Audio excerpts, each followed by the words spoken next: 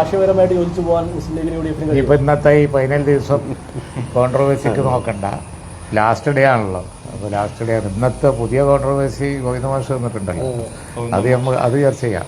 മറ്റേത് താങ്കൾ പറഞ്ഞ കാര്യം ഒരു നനഞ്ഞ പടക്കാണ്, അത് കഴിഞ്ഞു പോയി. മഴയത്ത്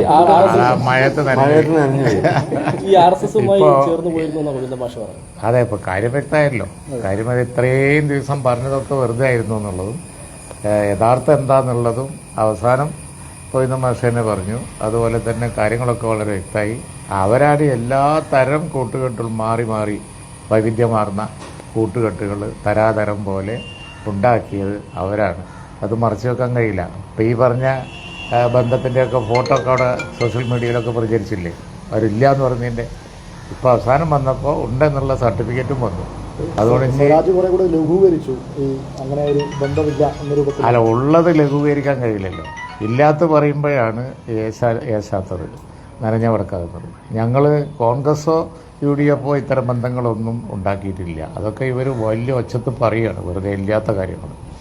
പക്ഷേ ഇത് ഉള്ള കാര്യമാണ്. ആ ഉള്ള കാര്യം ഇപ്പോൾ അവരുടെ പിന്നെ എല്ലാ കൂട്ടുകെട്ടിൻ്റെയും തെളിവുകൾ ഫോട്ടോ സഹിതം നാട്ടിലുണ്ട്. അതുകൊണ്ട് അവർക്ക് തുറന്ന് സമ്മതിക്കാതിരിക്കാൻ പറ്റില്ല. അതന്നെ ഗോവിന്ദ മാഷ് പറഞ്ഞത്. പറഞ്ഞതിനെന്താ മടി, ഉള്ളതാണല്ലോ എന്ന് പറഞ്ഞു. ഇപ്പോൾ ഈ സമ്മതിച്ചതും തുറന്നു പറച്ചിലൊക്കെ അത് യാദൃശ്ചികമാണോ, അതല്ല അതിന് എന്തെങ്കിലും ഉദ്ദേശം ഉണ്ടെന്ന് തോന്നുന്നുണ്ടോ? അല്ല, നിലമ്പൂർ ഏതായാലും കൈവിട്ടു പോയി. അപ്പം ഇനി ഇത് അതുകൊണ്ട് വല്ല പ്രയോജനം ഉണ്ടാകുന്ന അടുത്ത തെരഞ്ഞെടുപ്പിലേക്ക് നോക്കുകയായിരിക്കും. നിലമ്പൂരിലേതായാലും അതുകൊണ്ട് യാതൊരു കാര്യമില്ല. അവർ പറഞ്ഞതിന് വിരുദ്ധമായിട്ട് അവസാനത്തെ ദിവസം വന്ന് പറഞ്ഞാൽ ജനങ്ങൾ വിടുമോ?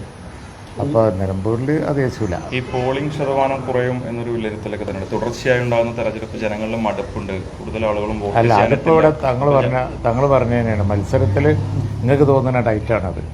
ഭൂരിപക്ഷം കിട്ടി UDF ജയിക്കും. ആ കാര്യത്തിൽ സംശയമില്ല. അങ്ങനെ ഒരു ഭൂരിപക്ഷം കണക്കാക്കിയോ പാർട്ടി? അങ്ങനല്ല, എന്നാലേ പിന്നെ നമ്പർ വരുള്ളൂ. പക്ഷേ നല്ല ഭൂരിപക്ഷം UDF ജയിക്കും. ആ കോൺഫിഡൻസാണ് ഞങ്ങൾ നിലമ്പൂർ വെച്ച് പ്രകടിപ്പിച്ചത്.